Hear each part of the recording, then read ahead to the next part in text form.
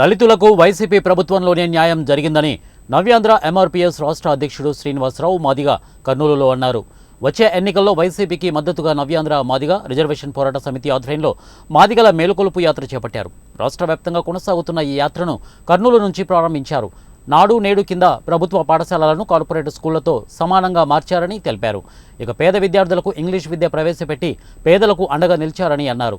చంద్రబాబు నాయుడు మందకృష్ణ మాదిగ దళితులకు అన్యాయం చేశారని ఆయన విమర్శించారు. సమావేశంలో నవ్యాంధ్ర ఎంఆర్పీఎస్ రాష్ట్ర ఉపాధ్యక్షుడు అరిగిలి రవి మాదిగ తదితరులు పాల్గొన్నారు. కృష్ణ మాదిగ మరలా మాదిగలను మోసం చేసే ప్రయత్నం చేస్తూ ఉన్నారు. ఆంధ్రప్రదేశ్లో మాదిగలు భారతదేశంలో ఏ ప్రభుత్వం ఏ రాష్ట్రంలో ఇచ్చిందో తెలియదు, కానీ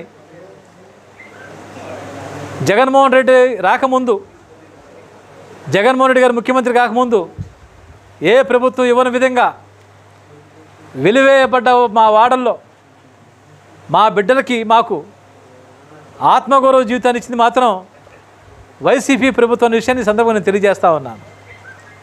ఈరోజు మా బిడ్డలు అంబేద్కర్ జ్యోతిరావు పూలే ఆలోచన ప్రకారం నాడు నేడు పేరు మీద చరిత్రలో గతంలో ఎన్నడూ లేని విధంగా పాత భవనాలు, బూత్ బంగ్లా మొత్తం కూడా స్కూల్స్ మొత్తాన్ని కూడా కార్పొరేట్ స్కూల్స్గా మార్చి దాంట్లో ఇంగ్లీష్ విద్య పెట్టి దాంట్లో ట్యాబులు ఇచ్చి ట్యాబుల ద్వారా బైజూస్ విద్య ద్వారా సాంకేతిక పరిజ్ఞానాన్ని, ప్రపంచ స్థాయి పరిజ్ఞానాన్ని మా బిడ్డలు ఐక్యరాజ్య సమితిలో మాట్లాడే విధంగా ఆ జ్ఞానాన్ని ఇచ్చిన జగన్మోహన్ రెడ్డి గారికి వెలివేయబడ్డ వాడలో ఉండబడే ఎస్సీ కులాలు, బీసీ కులాలు